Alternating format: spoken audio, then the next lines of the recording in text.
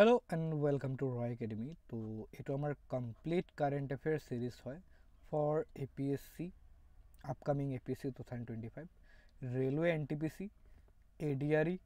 and SSC CGL মই DME টো এই কাৰণে ইয়াত সোমাই দিছোঁ কাৰণ DME টো এখিনি কামত আহিব বাট মোষ্টলি এইটো মেইনলি যেটো ইম্পৰ্টেন্ট হেতু হৈছে ৰেলৱেৰ কাৰণে এণ্ড APSCৰ কাৰণে ঠিক আছে কাৰণ ইয়াৰ যিখিনি কাৰেণ্ট এফেয়াৰ্স লেভেল আছে এখিনি অলপ ভাল হয় ঠিক আছে দিস ইজ আমাৰ ভিডিও নম্বৰ 1 আজিৰ ভিডিওত আমি কভাৰ কৰিম অল ইম্পৰ্টেন্ট এপইন্টমেন্টস অফ 2024 দো মই এইটো ভিডিওত কমপ্লিট কৰিব নোৱাৰিম হেকাৰণে মই ভিডিও নম্বৰ 1 দিছো তাৰ পিছত মই আকৌ নেক্সট ভিডিওত দিম কাৰণ বহুত বেছি দীঘল হল আপোনালোক বৰ হ'ব সো এটা লিমিটত মই গুটেখিনি কভাৰ কৰাব চেষ্টা কৰিম তো আমি এপইন্টমেন্টস খিনি প্ৰথমতে কভাৰ কৰিলাম যে 2024 যেটো আছে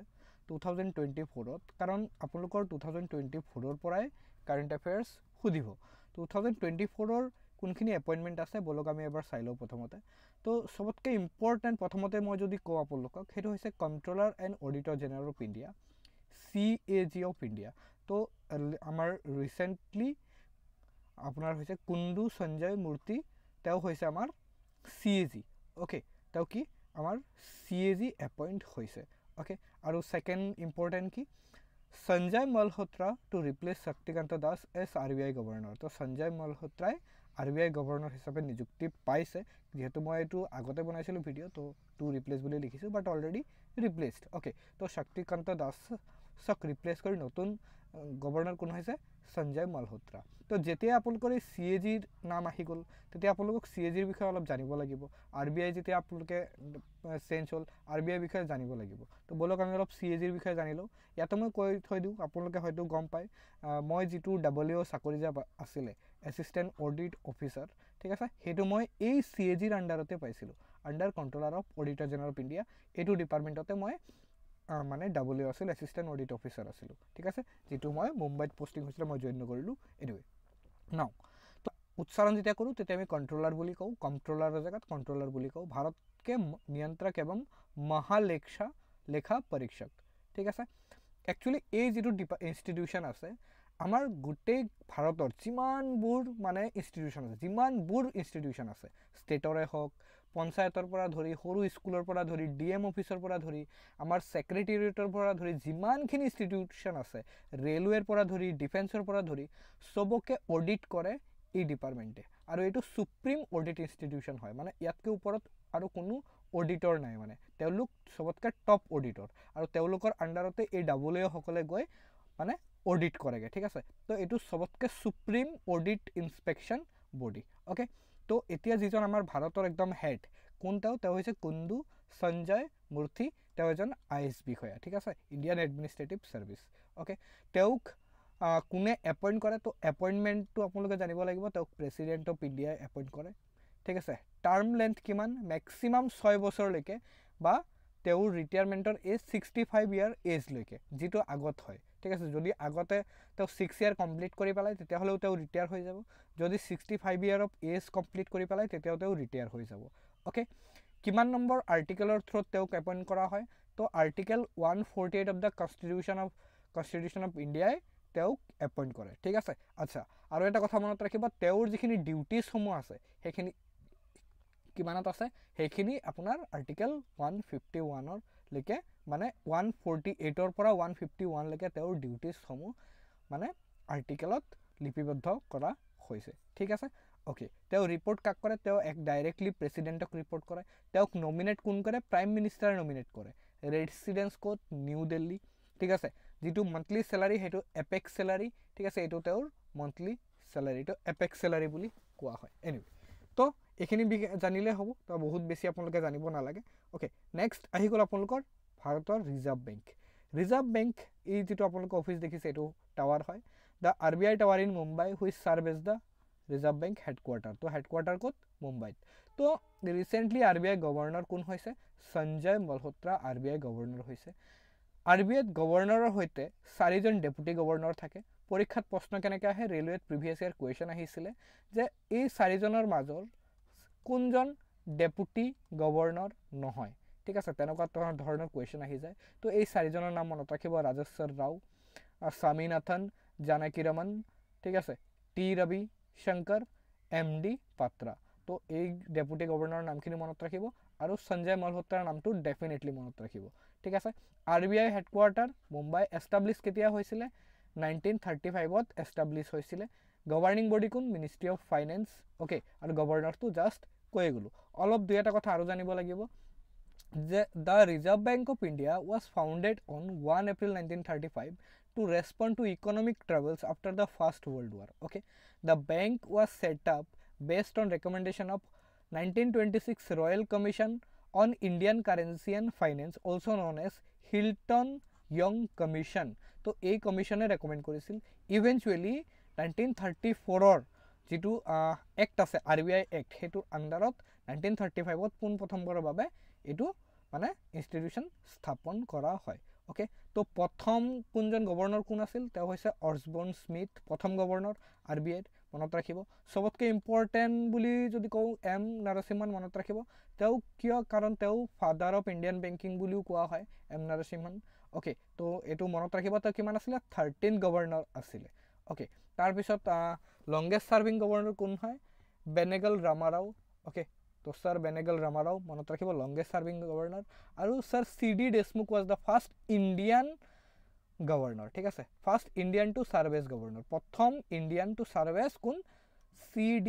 দেশমুখ ওকে আর অসবর্ন স্মিথ তেওঁ এজন ব্রিটিশ আছিল ওকে তেওঁ ইম্পেরিয়াল বেংকত কাম কৰিছিল প্ৰথমতে তাৰ পিছত ৰিজাৰ্ভ বেংকৰ গভৰ্ণৰ হৈছিল তো এইখিনি কথা আপোনালোকে বহুত ইম্পৰ্টেন্টলি মনত ৰাখিব লাগিব তাৰ পিছত যদি আপোনালোকে দেখে ৰিজাৰ্ভ বেংকৰ কিছুমান ৰেট আছে এইখিনি পৰীক্ষাত সোধে আপোনালোকক জেনাৰেলি ঠিক আছে তো পলিচি ৰেপো ৰেট কিমান চলি আছে 6.25 ৰিভাৰ্স ৰেপো ৰেট 3.35 ঠিক আছে তাৰ পিছত marginal standing facility rate 6.75 bank rate কিমান চলি আছে 6.75 CRR বহুত ইম্পৰ্টেন্ট হয় 4.5 আৰু SLR যেটো হেতু কিমান চলি আছে 18 ঠিক আছে তো CRR SLR কি মই আপোনালোকৰ ক্লাছত এখিনি পঢ়াইছো ইকোনমিক্সৰ ক্লাছ যিখিনি মই লৈছিলো এডিআৰ বেচত তাত মই পঢ়াইছো আচ্ছা ইয়াতে এটা কথা কৈ দিও আমাৰ ৰেলৱেৰ কোৰ্স আছে দিস ইজ এ যেটো আপুনি ইউটিউবত চাই আছে this is a paid bets current affair class হয় আমাৰ ৰেলৱে বেটছৰ ঠিক আছে তো আপোনালোকে ৰেলৱে বেটছ জয়েন কৰিব পাৰে তাত আপোনালোকে এটোৰ PDF টো চেক কৰিব পাৰিব ঠিক আছে আমাৰ কারেন্ট অ্যাফেয়ার সিরিজটো ইউটিউবতো চলিব বাট PDF টো ইউটিউবত নাপায় ঠিক আছে তো PDF টো আপুনি সেই কোর্সতে পাব যদি আপুনি কোর্স জয়েন কৰিব বিচাৰে তো আমাৰ ৰয় একাডেমি কোৰ্স জয়েন কৰিব পাৰে ঠিক আছে তাৰ পাছত আমাৰ আৰু নিউ এপইন্টমেন্ট আৰু কি হৈছে ঠিক আছে তো ইন্টাৰনেশনাল সোলাৰ এলায়েন্সৰ যে ডাইৰেক্টৰ জেনাৰেল তেওঁ নতুনকে এপইন্ট হৈছে ইণ্ডিয়াছ Ashish Khanna has been appointed as the third Director General of International Solar Alliance at the 7th International Solar Alliance Assembly held in New Delhi. Okay, so International Solar Alliance or বিষয়ে অলপ আমি জানিব লাগিব ফৰমেশন কেতিয়া হৈছিল 2015 13 নৱেম্বৰ ক'ত হৈছিল পেৰিছৰ ফ্ৰান্সত হৈছিল ওকে তাৰ পাছত হেডকোৱাৰ্টাৰ যদি দেখে ভেৰি ইম্পৰ্টেন্ট ক'ত গুৰুগ্ৰাম হাৰিয়ানা ঠিক আছে আচ্ছা আপোনাৰ United State Japan France Brazil Argentina Chile Algeria Australia সকলোবোৰ ইয়াৰ মেম্বাৰ হয় ঠিক আছে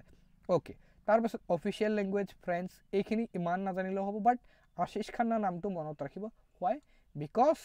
তেওঁ ইন্ডিয়ান ওকে আৰু এটা এটা ইন্টাৰনেশনাল বডি হয় হেডকোৱাৰ্টাৰ ক'ত Gurugram Haryana very important okay current অ্যাফেয়াৰ্সৰ ফালৰ পৰা তাৰ পাছত যদি আপোনালোকে দেখে যে president of federation of Indian chamber of কমাৰ্স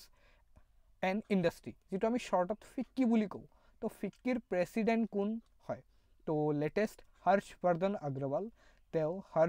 Agarwal তেওঁ আমাৰ ফিক্কিৰ কি হৈছে প্ৰেসিডেন্ট হিচাপে নিযুক্তি পাইছে ওকে তাৰ পাছত আৰু ৰিসেন্ট এপইন্টমেন্ট কি আছে chief minister of Jharkhand that is কোনটো পাৰ্টি JMM ঝাৰখণ্ড মুক্তি মৰ্চা এইটো এতিয়া বিজয়ী হৈছে আৰু তেওঁৰে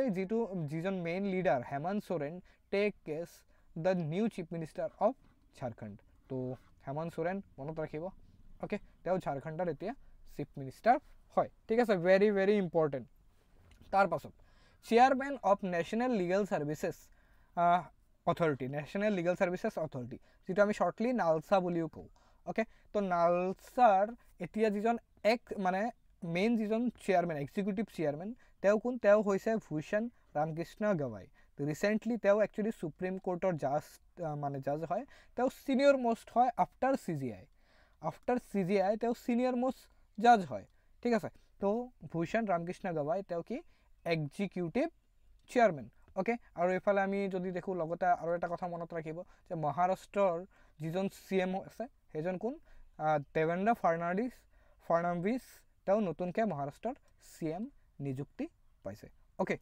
ঠিক আছে তো এইখিনি কথা আপোনালোকে ভালকৈ মনত ৰাখিব আচ্ছা ইয়াতে মই নালচাৰ বিষয়ে অলপ আপোনালোকক কৈ দিওঁ হোৱাট ইজ নালচা ঠিক আছে নালচাই কৰে কি একচুৱেলি